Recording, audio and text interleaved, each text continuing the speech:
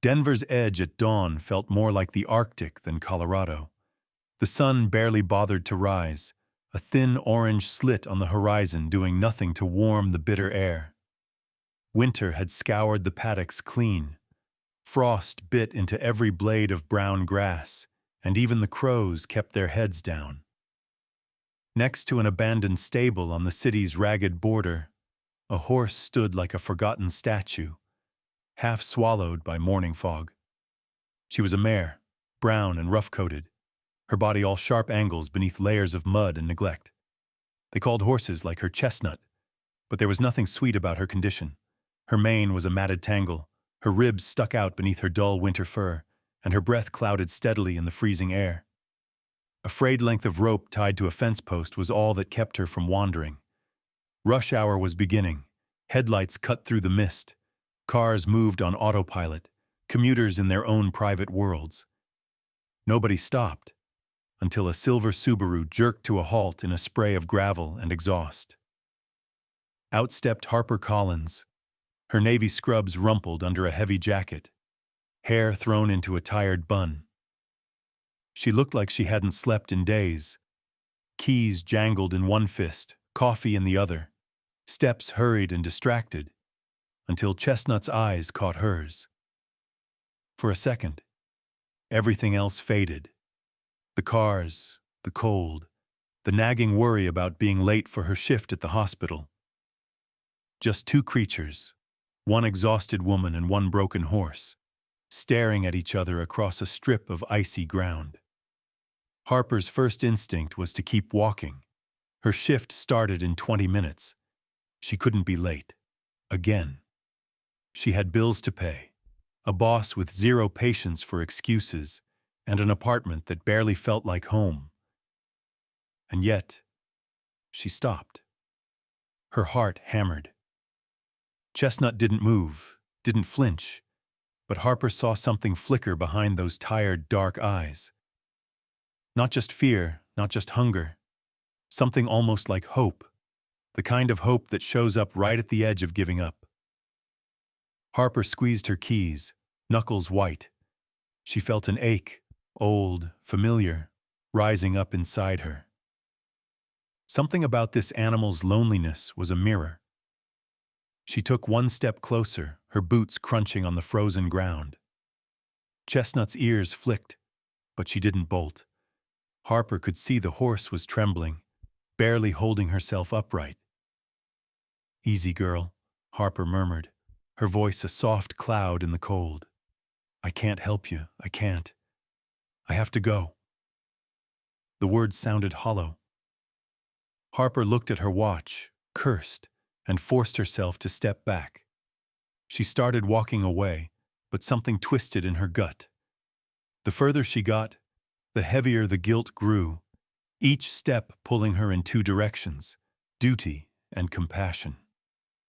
She'd been here before too many times in her life, wanting to help, but telling herself she couldn't.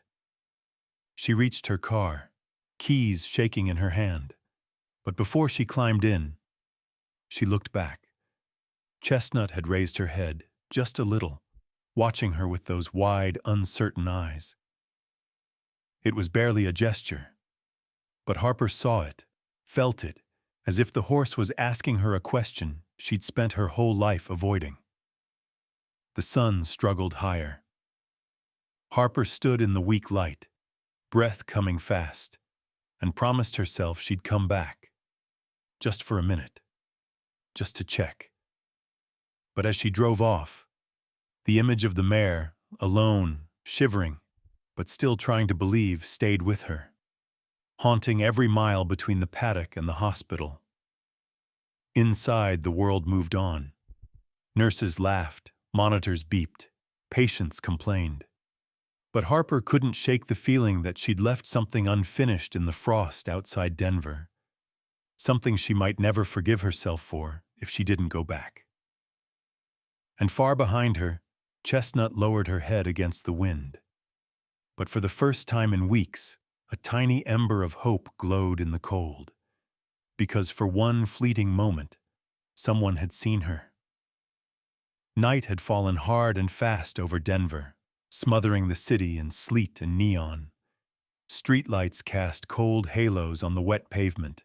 Car tires hissed along empty boulevards, and every window glowed with someone else's warmth. But inside Molly's diner, the world was all noise and color. Plates clattered. Oldies music buzzed beneath the hum of voices. Laughter rose from the booth where Harper Collins sat wedged between two coworkers, her name tag still clipped crookedly to her scrubs. But Harper wasn't there. Not really. Her friends, Ava and Marcus, were retelling a story about a patient with a pet raccoon, trying to outdo each other's punchlines. The smell of fried onions and coffee was thick in the air. But Harper's hands, wrapped around her chipped mug, wouldn't stop trembling. She kept seeing those eyes, Chestnut's eyes, wide and raw, staring at her through the morning cold. She hadn't spoken of the horse to anyone, not even when she'd gotten to work late, cheeks red, hair still damp from melted frost. Instead, she'd powered through her shift, nodding at patients, pretending every minute was just like the one before. But the ache in her chest grew with every hour, stretching into something almost physical. Outside, sleet tapped the window in icy fingers. Harper's gaze drifted past the reflection of her own face, tired, pale, a line of worry creasing her brow, to the world beyond. She saw only darkness and swirling snow. Ava nudged her. "You spaced out, Harper. You good?" Harper forced a smile, the kind that never reached her eyes. "Yeah, just tired, you know." Marcus smirked. "She's always tired. Or maybe she's finally got a hot date." "Harper, you hiding something from us?" The others laughed, but Harper's smile slipped. She mumbled an excuse about an early shift, but nobody really heard her. She sipped her coffee, knuckles white against the mug. As the talk turned to weekend plans, Harper barely listened. Her guilt grew sharper, twisting in her gut like a bad meal. She tried to picture Chestnut. Was the horse still alive? Had the cold claimed her already? Was it mercy to hope for sleep or cruelty to leave her to the night? Then, across the table, someone muttered, "Did you hear about that sanctuary on Evans? Closing down. They can't afford heat, apparently." Harper flinched, the words digging in. The sanctuary. She'd driven past it a dozen times, always meaning to stop, to donate, to do something. But like everything else, she'd never gotten around to it. Ava shook her head. "Sad, huh? All those animals, nowhere to go." "City won't help," Marcus said. "Too much trouble. You can't save 'em all." The group shrugged, the way people do when they want to care, but not too much. Harper couldn't breathe. Her heart hammered. The image of Chestnut, alone in the cold, burned in her mind. She pushed back from the table, her chair scraping loud enough to make heads turn. Sorry. I forgot something in my car," she blurted, desperate for air. Outside, the wind slapped her cheeks, cold and wet. Harper leaned against her Subaru, trying to steady herself. She stared up at the sodium lights, the wet sheen on the asphalt, and felt the weight of her decision pressing down on her chest. She opened her trunk and rummaged blindly. Her fingers closed around an old wool blanket, faded and threadbare from college days. She pulled it out, holding it close. There was a time she'd loved this blanket, kept it for road trips and breakups and the kind of nights that made her wish for home. Now, it felt like a promise, unspoken, urgent. She stood in the lot, blanketed in indecision. She could go home, crawl under the covers, pretend she'd never seen that horse. Or she could drive back, into the cold, into trouble, into everything she'd spent years trying to avoid. Inside the diner, she could see her friends laughing, moving on. Harper felt the chasm widen between the world she knew and the one that waited in the darkness. She thought of her mother, always warning her, You can't fix every broken thing, Harper. Sometimes you have to walk away. But the older Harper got, the more she realized. Walking away left its own kind of wound. She slid into the driver's seat and let the engine turn over. The heater blasted her face with stale warmth. Her phone buzzed with a text from Ava. "You okay? Don't be a stranger." Harper typed a quick reply, but her eyes were already fixed on the foggy road stretching out of the city. As she drove, headlights cutting through the storm, she tried to talk herself down. "Just check on the horse," she whispered. "You can't bring her home. Just make sure she's alive, that's all." But as the city lights faded behind her, Harper felt something shift. The need to help, to do something, had always lived inside her, quiet, persistent, like a song she couldn't turn off. Tonight, it was louder than ever. She reached the paddock as the clock crept toward midnight. Sleet pelted the roof of her car. Harper got out, blanket in hand, boots squelching in the mud. The world was silent except for the wind and her own thundering heart. Chestnut stood exactly where she'd been that morning, smaller and sadder than Harper remembered. Her head drooped, ice clinging to her tangled mane. But as Harper approached, the mare lifted her eyes. Harper stepped closer, arms shaking. "Hey girl, I'm back. Didn't forget you." The horse watched, wary but unmoving, as Harper crept forward. Harper draped the blanket over Chestnut's trembling back, murmuring comfort. Nonsense words, the way you talk to a frightened child. The warmth was thin, barely enough. But it was something. For the first time all day, Harper felt the ache in her chest loosen, just a little. She was still scared, of losing her apartment, of breaking the rules, of what her friends and her landlord might say. She had no plan. But as Chestnut pressed her head gently against Harper's arm, a silent promise was made. Harper whispered, "I'll figure something out, I swear." The wind howled around them, the city far away. But here in the dark, two lost souls found a moment of hope. Midnight in Denver's outskirts was its own kind of wilderness, a world between city and nowhere, filled with the hush of snow and the lonely calls of distant trains. Harper guided her Subaru through the frozen ruts behind the abandoned barn, headlights painting long shadows across crumbling fence posts and drifted straw. She killed the engine, letting silence settle. For a moment, all she could hear was her own heartbeat, loud and ragged in her ears. She stepped out into the brittle air, clutching the wool blanket tight. The city felt like another planet.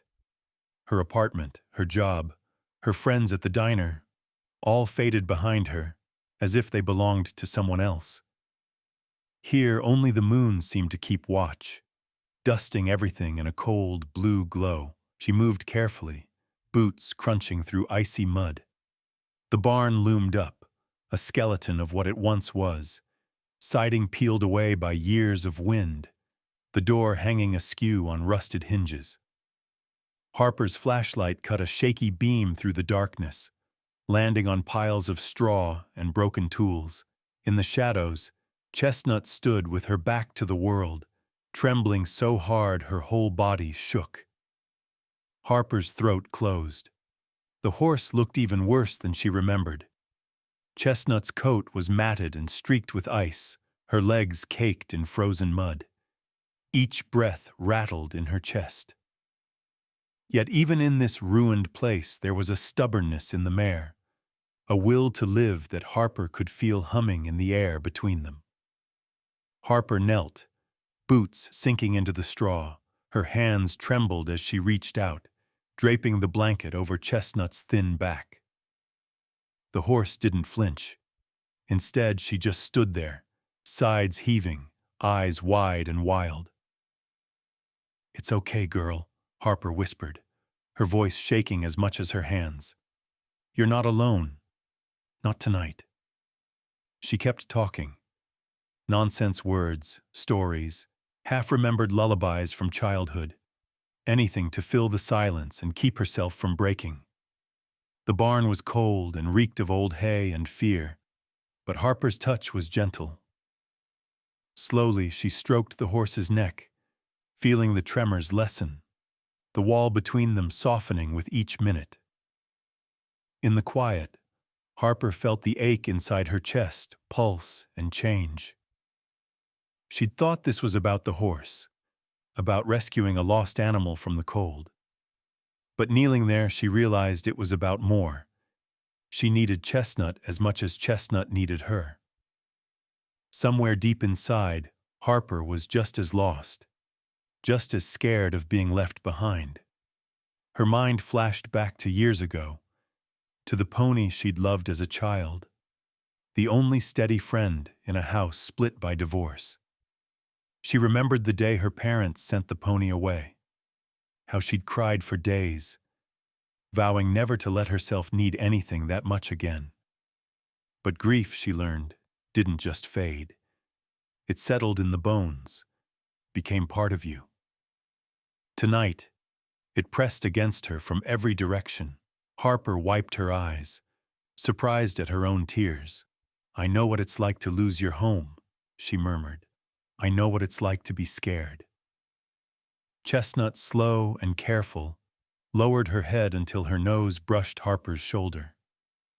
It was barely a touch, but it broke something open inside Harper. A flood of memory, regret, hope. She let her head rest against the horse, letting herself feel the weight of everything she'd carried alone for years. Minutes passed in silence. Snow drifted down outside, coating the broken paddock in silver. Harper pressed her hand to Chestnut's side, feeling the rise and fall of the mare's breathing. The world was nothing but heartbeat and warmth and the miracle of not being alone. But reality pressed in. Harper's apartment didn't allow animals. Her bank account was nearly empty. She had no trailer, no barn, nowhere to take this horse even if she wanted to. But none of that seemed to matter now. All she knew was that she couldn't walk away.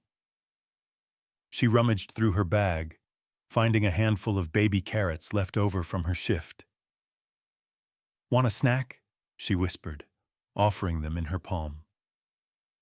Chestnut sniffed, lips brushing Harper's fingers before snatching up the treat. Harper laughed, the sound muffled but real, a spark in the darkness. Time passed. Somewhere a coyote howled. Harper checked the rope, tying it with her scarf for extra security. She made a small bed of dry straw in the least drafty corner, coaxing Chestnut onto it. The mare obeyed, legs trembling, but eyes never leaving Harper's. "I'll come back tomorrow," Harper promised. "I'll figure this out somehow." Before she left, Chestnut leaned her head against Harper's shoulder one more time. It was trust, not full, not unbroken, but enough to make Harper's chest ache with hope. For the first time in years, Harper felt something close to peace.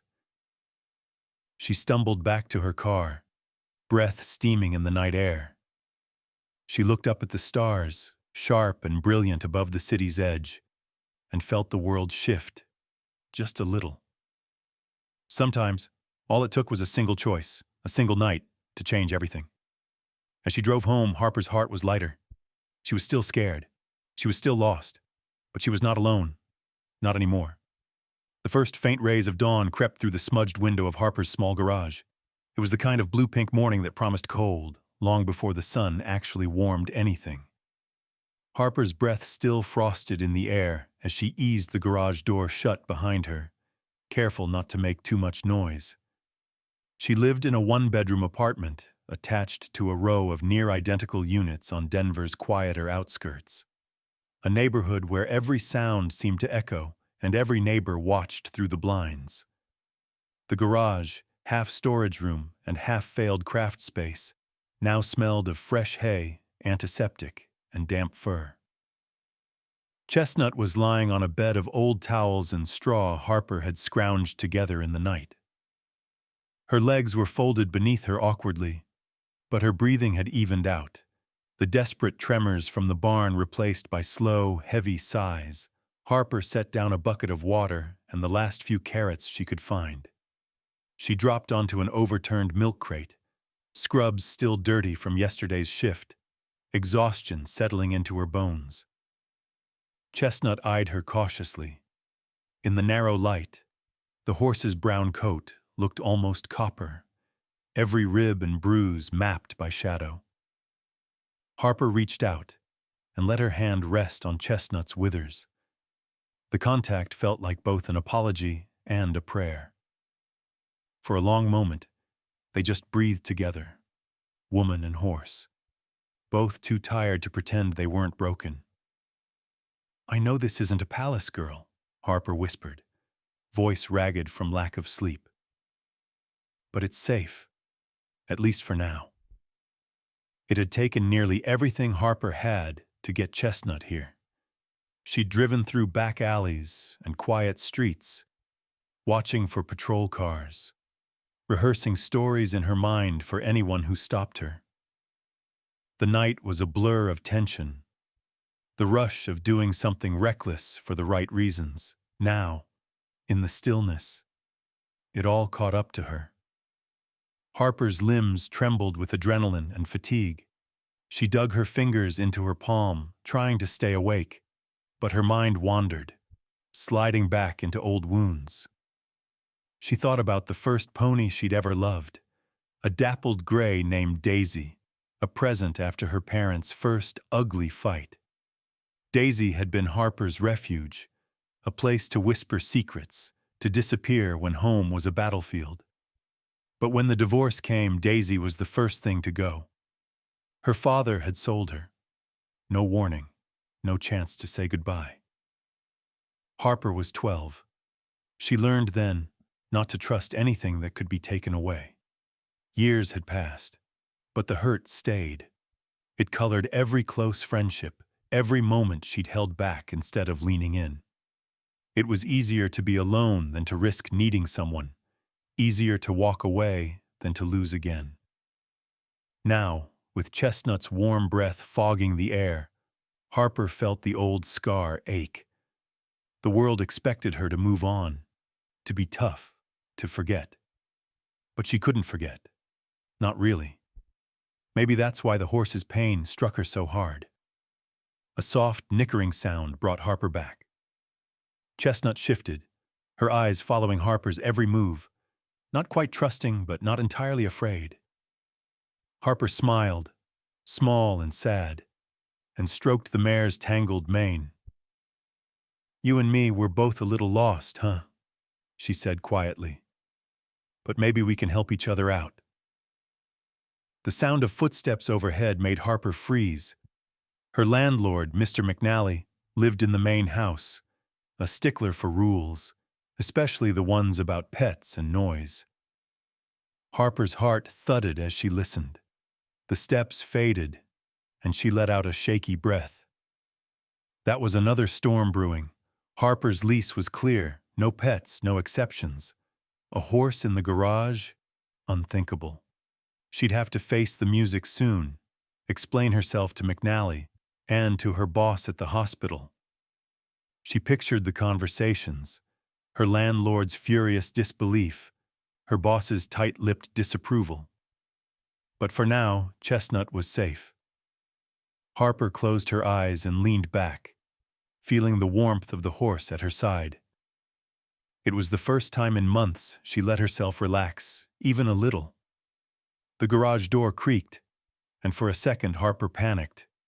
But it was only her neighbor, Mrs. Delgado, out feeding her cats. Through the wall, Harper could hear her humming, her Spanish lullabies drifting on the morning air.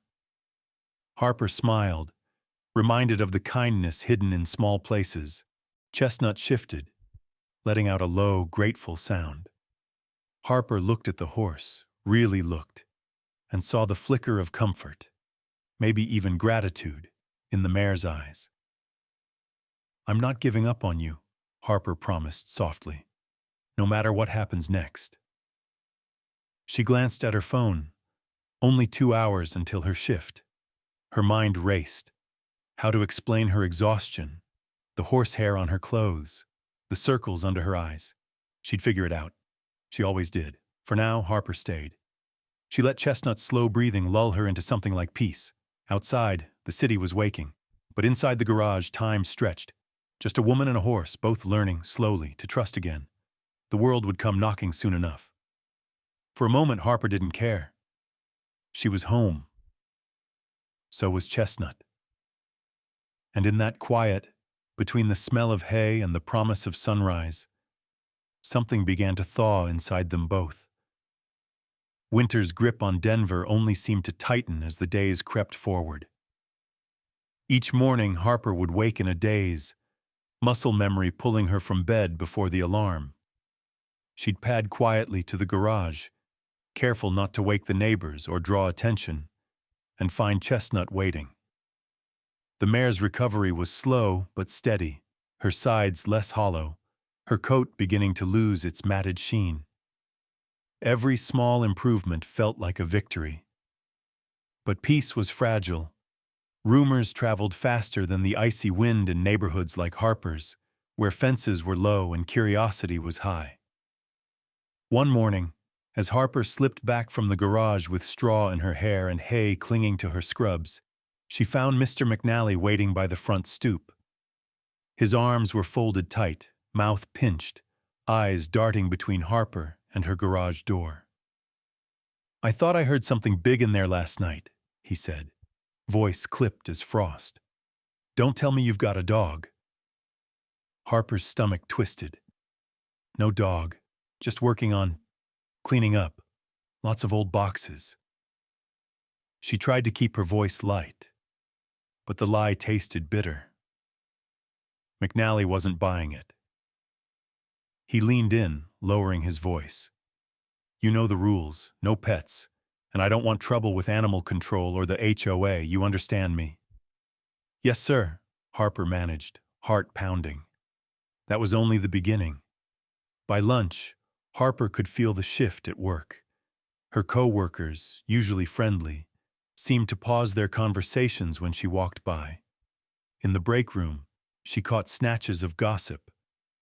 "Did you hear? Harper's hiding something. She's got straw on her shoes. Maybe she's running some kind of rescue." The sharpest sting came from Callie, a nurse with a reputation for stirring the pot. She cornered Harper by the lockers, voice loud enough for others to hear. "You look exhausted, Harper. Problems at home?" Harper forced a smile. "Just tired." "Hope you're not biting off more than you can chew," Callie said, eyebrows raised. "People are talking." The walls felt closer every day. At home, Harper would catch the blinds shifting next door, whispers drifting from Mrs. Delgado's porch. One afternoon, as Harper was hauling a bag of feed inside, Mrs. Delgado herself shuffled over, cane tapping the concrete. "You are feeding someone in there, eh?" Mrs. Delgado's eyes were kind, her wrinkles deep with laughter and sorrow. "Not a man, I hope. I don't want more trouble on this block." Harper let out a shaky laugh, the tension breaking just a little. "No men, I promise." Mrs. Delgado's face softened. "When I was young, we had a horse too. She got sick, and nobody helped us. We do what we can, mija." She rested a gentle hand on Harper's arm. "If you need help, you come to me. I keep secrets better than anyone." The offer warmed Harper more than she could say. For the first time in weeks, she felt less alone. But the threat of exposure grew sharper by the day. Late that week, a letter slid under Harper's door. Formal, impersonal, from the HOA. Notice of concern. Unregistered animal activity reported on premises. Immediate action required or risk of eviction. The words burned. Harper stared at the paper, her hands shaking. She'd known this was coming, but seeing it in black and white turned fear into panic. Lose the apartment, lose her job, lose everything she'd worked to keep stable. The urge to give up, to call the sanctuary, to ask someone else to take Chestnut, whispered at the back of her mind. That night, Harper sat in the garage staring at Chestnut's slow, trusting eyes. The mare nickered softly, brushing her muzzle against Harper's hand, as if she understood, as if she could sense the storm brewing outside the garage walls. Harper's phone buzzed. A message from her brother Jack, just 2 words. "You okay?" She started to type a reply, then stopped. How could she explain this ache, this reckless hope to someone who drifted away years ago? She deleted the reply and put the phone down, letting the silence wrap around her. Should she risk everything for a horse she'd only known a week? Was it right to gamble her home, her future, on an animal the world had already abandoned once? But each time Harper considered letting Chestnut go, she remembered the horse's first night, how she'd leaned against Harper's shoulder, how she'd trusted her, even in fear. That trust was a weight and a gift. Harper realized, maybe for the first time, that she wasn't just saving Chestnut. The horse was saving her right back, teaching her what it meant to stay, even when leaving would be easier. As she sat in the hush of the garage, Chestnut nudged her hand again, warm and steady. Harper closed her eyes, let out a long, shuddering breath, and made her choice. The next morning, Harper knocked on Mrs. Delgado's door, blanket in hand. "Can I ask a favor?" she said quietly. "I might need a little help." Mrs. Delgado smiled, a slow, wise smile that said she'd already been waiting. And in the middle of Denver's harshest winter, with eviction looming and rumors swirling, Harper chose not to run. She chose to fight for Chestnut, for herself, for the hope that had flickered back to life in both of them. The next days unfolded with a nervous energy. Every hour weighted with the threat of discovery. Harper felt her life narrowing to a razor's edge. Move quickly, speak quietly. Always check the alley before opening the garage door. She lived between worry and wonder, watching Chestnut grow stronger by the day, even as her own world seemed to shrink. One bitter Saturday morning, the cold so sharp it seemed to slice through her bones, Harper bundled herself in every layer she owned and led Chestnut outside. The mare's ribs still showed, but her step had gained confidence. Snow crunched under their feet as they set out for the old bike trail behind the neighborhood, a lonely stretch where no one would notice a woman walking a horse. As they reached the trail, steam rising from Chestnut's nostrils, Harper let herself exhale. For a moment, it almost felt normal. She watched the horse's ears twitch, her gaze moving from the frost-bitten grass to the distant city skyline. But peace, she was learning, was always temporary. From the trees, laughter erupted, sharp, mean, unmistakable. 2 teenage boys, hooded and red-faced, stepped onto the trail ahead.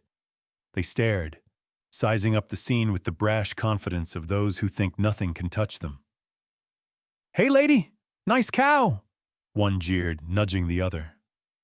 Harper stiffened, tightening her grip on the lead. "She's a horse," she called, forcing calm into her voice. The boys exchanged a look, then started to move closer, circling wide. One bent, scooping up a handful of snow and hurling it toward Chestnut's legs. The horse startled, nostrils flaring. Harper's heart leapt to her throat. "Leave us alone," she said, her voice shaking. The second boy made a whooping sound, waving his arms, trying to spook Chestnut into bolting. "Go on, get out of here. This ain't a farm." Chestnut shifted, panic dancing in her eyes. But then, instead of bolting, she did something Harper didn't expect. The mare stepped forward, placing herself between Harper and the boys, neck arched, ears pinned back in warning. She snorted, stomping her hoof, a sudden fierce challenge. The teens hesitated, glancing at each other. "Crazy horse!" the first boy shouted. "Let's bounce, man!" They melted back into the trees, leaving behind only their laughter and muddy footprints. Harper stood frozen, the adrenaline burning in her veins. She knelt beside Chestnut, her hands shaking.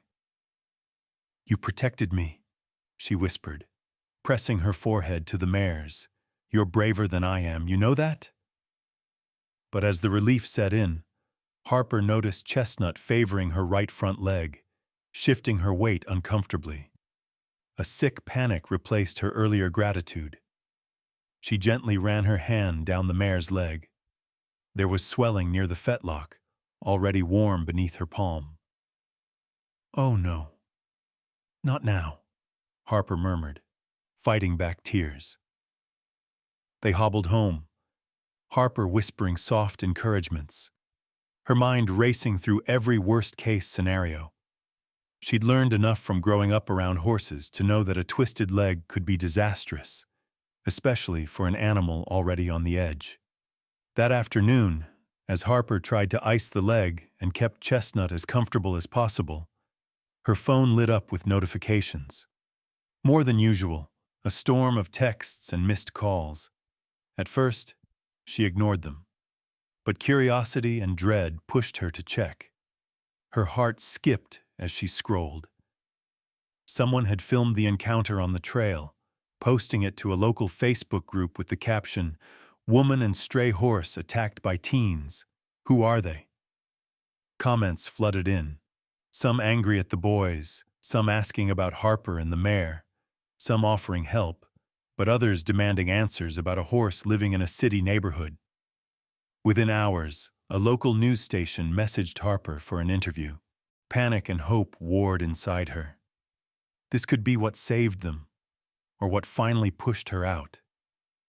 She hesitated, but Mrs. Delgado, hearing the commotion, slipped into the garage with hot tea and gentle advice. "Don't hide," she urged. "People can be cruel, but sometimes they can surprise you. Maybe it's time to tell your story." That night, Harper agreed to a small interview. One camera, one reporter, Chestnut standing nervously in the background with a fresh bandage on her leg. Harper spoke honestly, her voice shaking but determined, about finding Chestnut in the cold, about the decision to help, about the cost and the risk. She didn't try to paint herself as a hero. She simply told the truth. The next morning, the story exploded. Online, on TV, on the neighborhood app.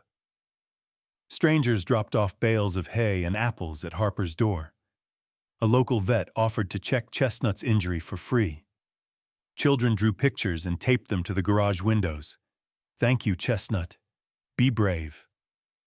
But there was backlash too. Anonymous notes under Harper's door, warning her about the rules. Threatening calls from the HOA. Her landlord left angry voicemails demanding she get rid of the animal or get out. Her boss at the hospital asked for a meeting. Every hour felt like a test.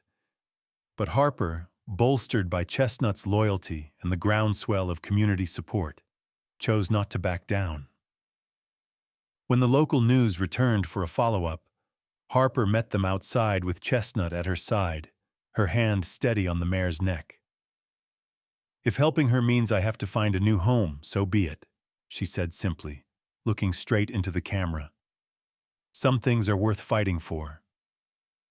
In the aftermath, a nearby animal sanctuary, recently closed, reached out. They were planning to reopen with community help, and they wanted Harper and Chestnut at their charity event, as living proof of what hope could do. Harper looked at Chestnut, battered but unbroken, and felt something shift inside her, a new courage, a willingness to risk everything for what truly mattered. The wind in Denver softened as the city slid towards spring.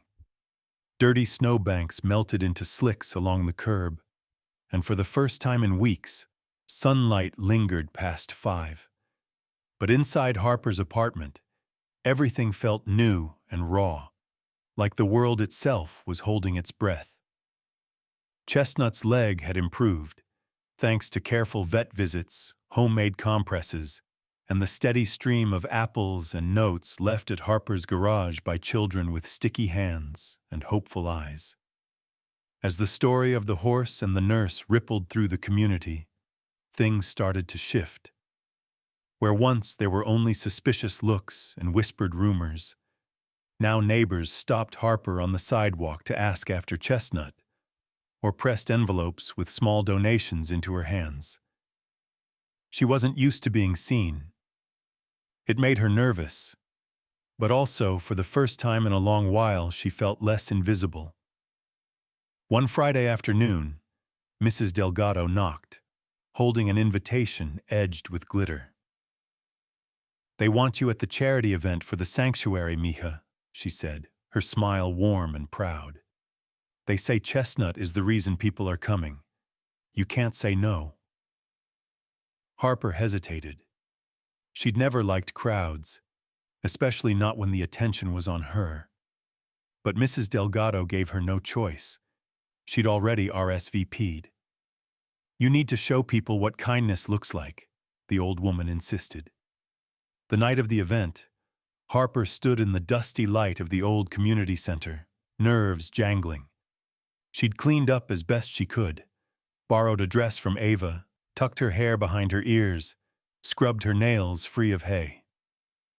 Chestnut was outside, standing tall on her freshly healed leg, her coat brushed to a soft sheen.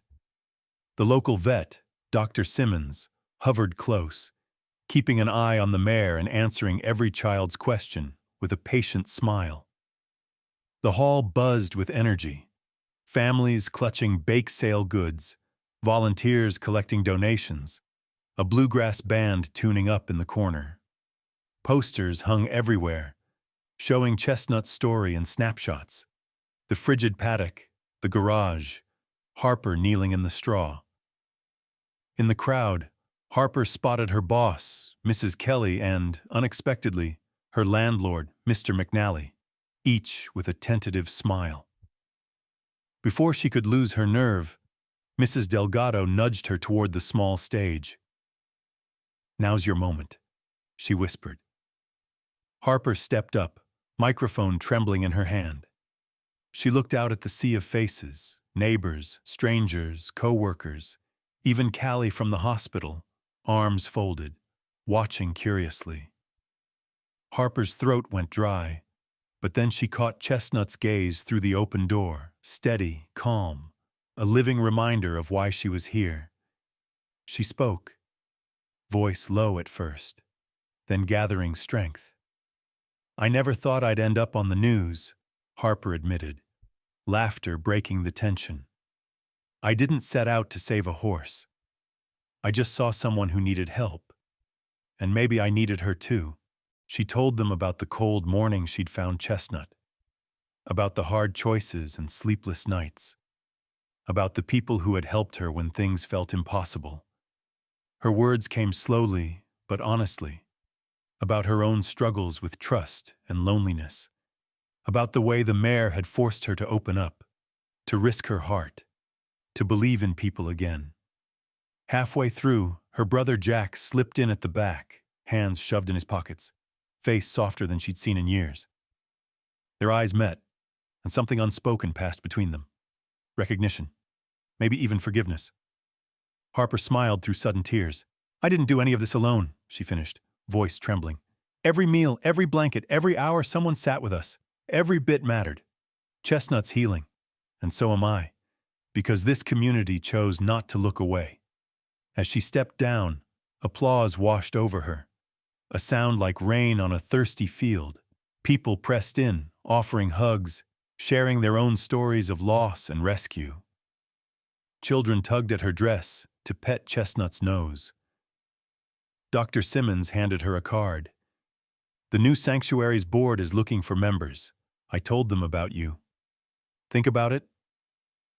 Harper looked at the crowd, her boss giving her a thumbs up, her landlord wiping his eyes, Jack making his way through the crowd.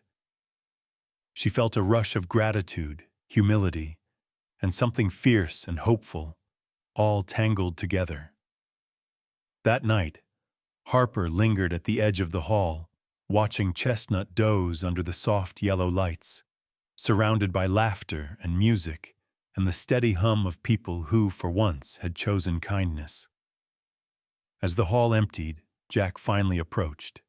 He stood awkwardly, shifting from foot to foot. "Hey, Harp," he said, voice rough. "You did good. I'm sorry I wasn't around before. I'd like to change that." Harper's breath caught, but she nodded. "Me too. Maybe we can start over." Jack grinned. "You and that horse. You always did find the stray ones." Outside, Harper walked Chestnut beneath the stars, the mare's steps strong and sure, scars healing, hope shining in her eyes. The world felt bigger, friendlier, a place where maybe anything was possible. When she got home, Mrs. Delgado handed her a pie and a wink. "For heroes and their horses," she said. Harper tucked the card from the sanctuary board into her pocket. For the first time in years, she let herself imagine a future she'd help build, not just survive. The air was heavy with spring rain, but inside Harper's garage, everything felt still and safe.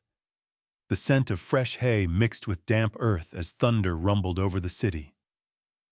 Harper had spent the afternoon brushing Chestnut's coat, humming softly as the horse dozed, finally at peace after so many restless nights. But as dusk slipped in and the rain hammered harder on the roof, Harper noticed something off. Chestnut didn't nicker when Harper stepped close. She stood oddly, head low, eyes glazed, one leg trembling. Harper's heart thudded. She pressed her hand to the mare's neck, too warm. Chestnut's breath came fast and shallow. Panic bloomed. The leg injury. Was it infected? Had she missed something?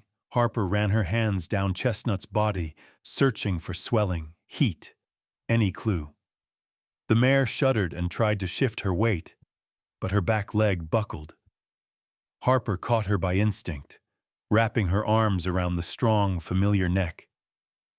"Easy, girl, hold on. Don't you dare give up now." Lightning flashed, and Harper's hands shook as she dialed Dr. Simmons, the local vet who'd become their silent guardian angel. "It's Chestnut. Something's wrong. She's weak, feverish. She won't eat. Please, I need help. I can't lose her." "I'll be there as soon as I can. Keep her calm. Try to keep her cool, but don't let her collapse," Dr. Simmons replied, voice brisk but kind. Harper pulled every towel she owned, dampened them, and gently draped them along Chestnut's body. She knelt in the straw, speaking softly, stroking the mare's cheek. The rain drowned out every other sound but her own breath and Chestnut's ragged heartbeat. Time warped. Harper remembered every long night she'd spent as a child, whispering to Daisy, the first pony she'd ever loved, desperate to believe someone would come to help. Now she was the one holding on, refusing to let Chestnut slip away. "You saved me, Chestnut." "You did. I was falling apart. I didn't even know it. I was so scared of losing. I forgot what it meant to try. Please, please don't leave me." Chestnut shifted, sweat slick on her coat. Her big, dark eyes fluttered half shut. Harper pressed her forehead to the horse's and whispered every hope she could find. Words tumbling out. Confessions she'd never dared say aloud. "I'm sorry for all the times I walked away from people. I'm sorry for not believing I could make things better. I promise, if you pull through, I'll live braver. I'll fight for us both.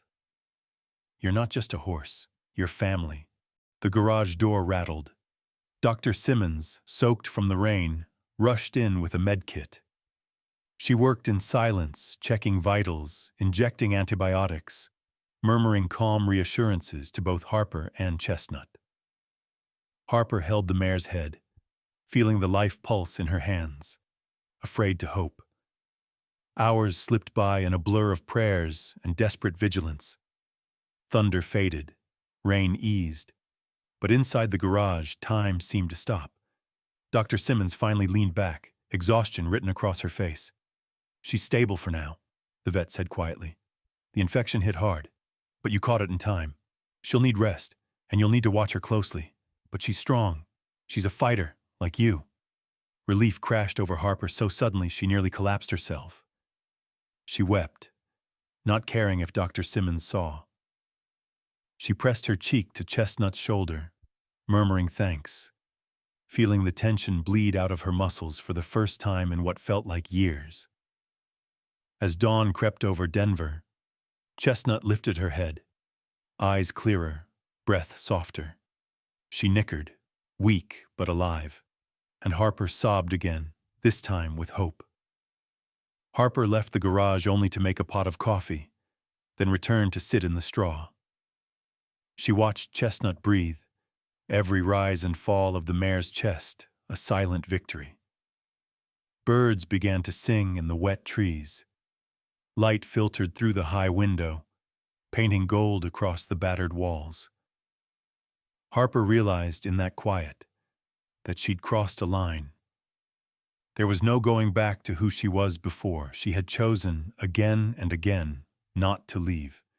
She had let herself risk loving, risk losing, and now, whatever happened, she could finally forgive herself for being vulnerable.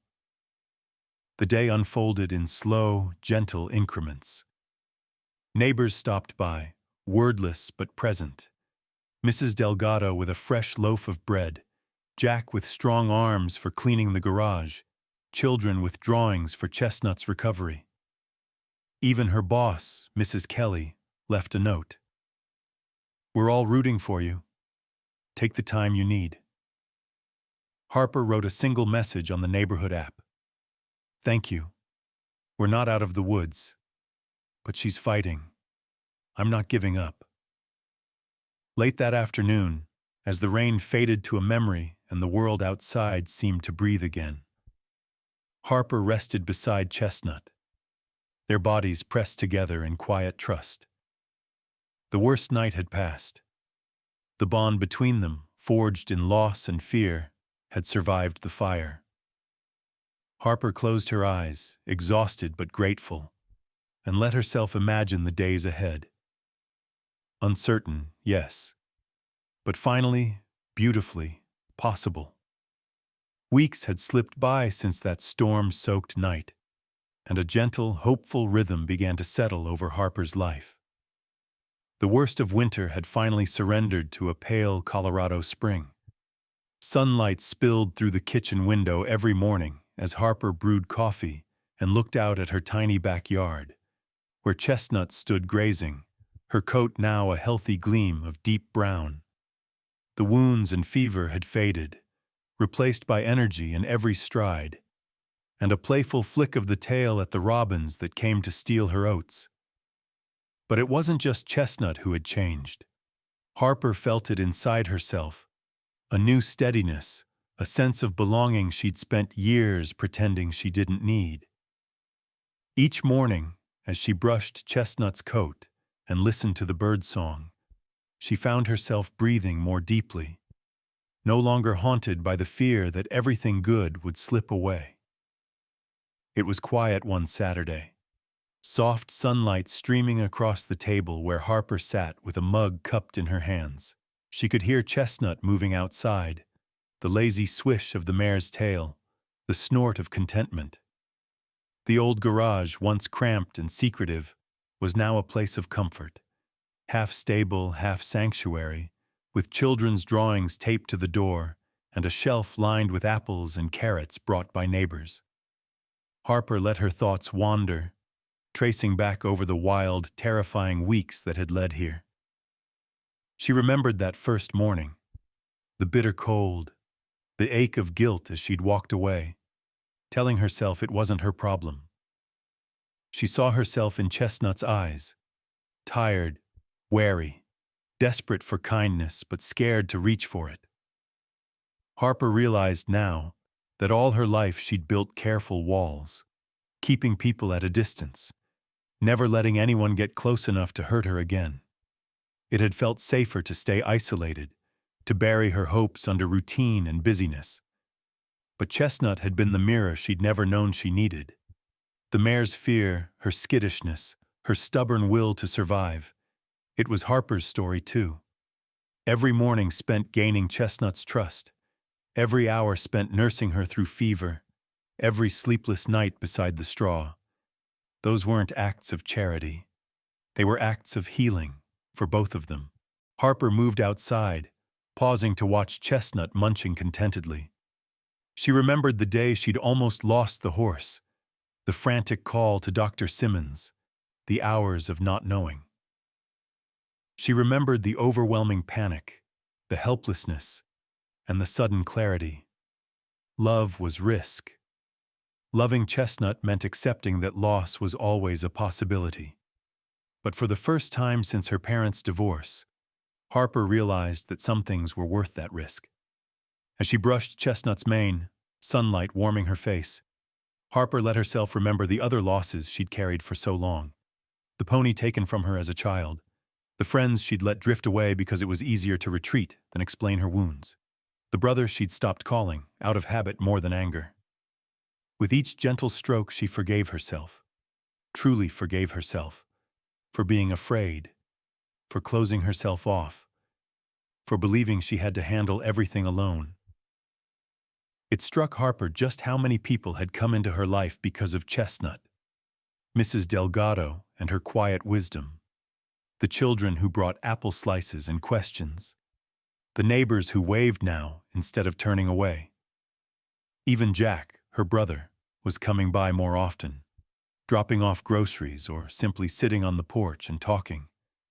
The awkwardness of old wounds slowly giving way to something like friendship. She thought back to the community event at the sanctuary.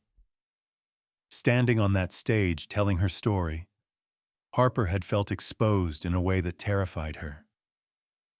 But as she spoke, she saw people nodding, understood that her struggle wasn't unique. Every person in that room had their own version of loneliness, their own story of hiding from hope. In Chestnut's journey, they saw their own, the long, hard climb from fear toward trust. The biggest lesson Harper took from all of it was that trust wasn't about a single moment of bravery. It was about showing up over and over, even when you wanted to run. It was about letting people in, letting them see the mess and the fear and the hope underneath. It was about failing, apologizing, trying again. Looking at Chestnut now, Harper smiled. "We did it, didn't we?" she murmured. The horse turned, eyes warm and gentle, and nuzzled Harper's shoulder. She felt pride, but not the kind that stands on a pedestal. This was quieter, a fulfillment born from the slow work of choosing to care day after day. Harper knew she wasn't healed all at once, and neither was Chestnut. But together, they had built something strong enough to weather the storms. As the afternoon drifted on, Harper sat in the grass with Chestnut's head in her lap. She watched the light change, birds dancing in the budding trees, neighbors chatting over fences. The walls she'd once built to keep herself safe no longer felt necessary. She thought of the future, not as something to dread, but as something to shape. She wanted to help the new sanctuary, to teach others what she'd learned. That healing was slow and never neat, but always possible. That even in the middle of heartbreak, a single act of kindness could change everything. The hardest walls to break down, she realized, are always the ones inside ourselves. But if a horse, once abandoned and trembling, could learn to trust again, maybe anyone could. In that quiet backyard, with spring promising more than just survival, Harper allowed herself a rare and precious feeling: hope. 1 year later, Denver's morning sky was a clean, brilliant blue. No trace of winter's bite, Only the high song of robins and the laughter of children tumbling through the grass. The city park was alive with music, booths, and the smells of grilled corn and fresh-baked bread. Families wandered from tent to tent, the air buzzing with easy conversation. Under the broad shade of a cottonwood tree, Harper Collins waited, her heart steady, a quiet smile on her face. She'd braided her hair with a ribbon, a small but bold thing, a color she'd never dared wear before. Her boots were dusty, her hands calloused and strong. She stood tall, one hand resting gently on Chestnut's neck. The mare, sleek and glossy with a proud glint in her dark eyes, stood calmly beside her, letting children reach up to stroke her nose or slip her a carrot from sticky palms. Harper's journey with Chestnut had become more than a story. It was a touchstone for the neighborhood, a living reminder that hope, like muscle, gets stronger when it's exercised. There were new faces around her now. Volunteers for the animal sanctuary, neighbors who had once peered out with suspicion but now stopped to chat, and, to Harper's delight, her brother Jack, who'd come early to set up tables and make jokes about how he'd never thought he'd see his little sister as a community hero. At mid-morning, as the crowd gathered near the bandstand, Harper was handed a microphone and gently ushered onto a makeshift stage. She looked out over the sea of faces, every one of them part of the patchwork that had carried her and Chestnut through the darkness of the past year. Her voice was clear but soft. She didn't need to shout. "Thank you for being here. Some of you know me as the nurse from down the street, or the woman who hid a horse in her garage," she began, drawing warm laughter from the crowd. "But the truth is, I didn't rescue Chestnut alone. This whole neighborhood did. I just listened when my heart told me not to walk away." She paused, feeling the weight of every lesson learned. "A year ago, I was running from pain, hiding behind work, afraid to let anyone in. Then one cold morning I found a horse as lost as I was. She needed shelter, and I needed a reason to believe that kindness still mattered." Harper's gaze drifted to Chestnut, who nickered softly, as if understanding her words. "There were nights I almost gave up. There were days I thought we'd lose everything. But every time I wanted to quit, someone showed up. A neighbor with a meal, a child with a drawing, a friend with a gentle word.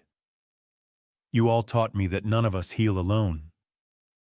She spoke about the power of risk, how opening your heart, even knowing you could be hurt, was the only way real change happened.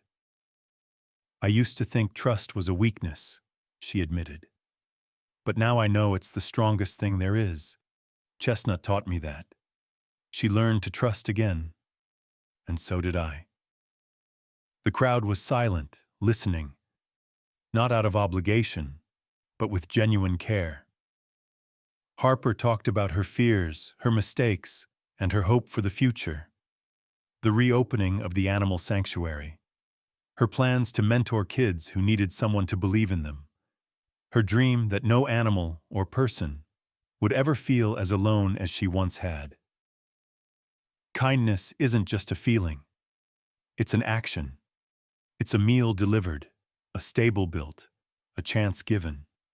It's choosing connection, even when it's hard. And sometimes, the smallest thing, stopping for a shivering horse or knocking on a neighbor's door, can change everything. She closed her speech with a final lesson, her voice steady, her heart open. If you ever wonder whether what you do matters, remember this. Sometimes, the smallest act of courage opens a door you never thought you'd walk through. Don't be afraid to reach out.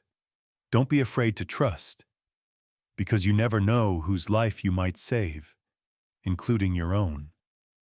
As the crowd broke into applause, Chestnut nudged Harper, almost knocking the microphone from her hand. Harper laughed, genuine and free, as children gathered to offer treats and take turns brushing Chestnut's soft coat. Afterward, Neighbors lingered to share their own stories of lonely winters, of second chances, of how watching Harper and Chestnut had changed them. Mrs. Delgado brought tamales and a hug, whispering, "See, you're the heart of this place now, mija." Even Mr. McNally, her once stern landlord, pressed a folded paper into her palm, an official notice that she and Chestnut could stay as long as they wished. As the day faded into golden light, Harper found herself sitting on the grass, surrounded by friends old and new. Jack sat beside her, easy now, the old tension between them replaced by affection and the comfort of shared laughter. Chestnut grazed nearby, a gentle guardian, her presence as solid and healing as the earth itself. Looking back, Harper realized her journey hadn't been about saving a horse, or even about being saved. It was about saying yes to life, risking heartache for the chance at connection, finding beauty in imperfection, and letting others carry her when she couldn't walk alone. She knew there would be hard days ahead. She knew old wounds never disappeared completely. But she also knew that now, she was strong enough to open the door, to trust again, and to give back the hope that had saved her. And as dusk settled over the park, and laughter echoed through the trees, Harper rested her hand on Chestnut's neck and smiled. She was home, not just in a place, but in a community, in herself, and in the unbreakable bond she'd forged with a once-lost mare who had led her, step by trembling step, back into the light.